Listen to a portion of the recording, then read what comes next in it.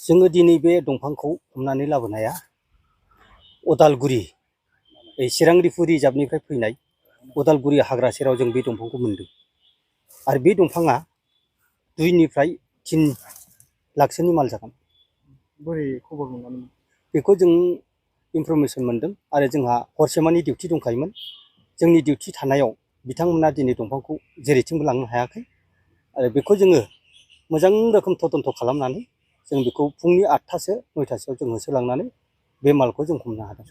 गासिबो सिखोमानानै दंजोबोमोन, दोनखुमानानै हाग्रा खोबनानै दोनदों, बेसर साबा खोबनानै दोनदों। होमबाबो जों मोजां बेखौ इनकाउरि खालामनानै बे बुस्थुखौ जों मोननो हादों।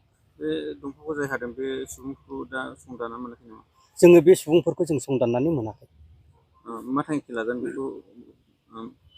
बेखौथ' जोङो स्पटआव मोनोब्ला जोङोथ' बेखौ जेलाव हरगोन। जोंथ' हानायमानि दा डिउटिफोरखौबो गोरानिफ्राय गोरा खालामबाय थादों। खिन्थु सुबुंफ्रा दंफांखौ बा मिथिंगाखौ अननो रोङाखै। खिन्थु जोंनि डिउटिया स्ट्रिक्टलि जों सोलिबाय थागोन, जों फासयनाय नङा। दायनिगिरिखौ मोनबा हमनाय जागोन। दायनिगिरिखौ मोनबा हमनाय जागोन। जोंथ' डिपार्टमेन्ट हिसाबै बिसोरखौ माने मोजां जोङो तदन्त खालामबाय थागोन आरो जाय बिथांमोना दंफांखौ दानबाय थायो बे बिथांमोनखौ जोङो मोजाङै जोङो बेखौ नायगिरनाय जागोन आरो जोङो बे बिथांमोनखौ हमनो जोङो बेखौ सेस्था होबाय थागोन जोंनि डिपार्टमेन्ट थुरुबनिफ्राय।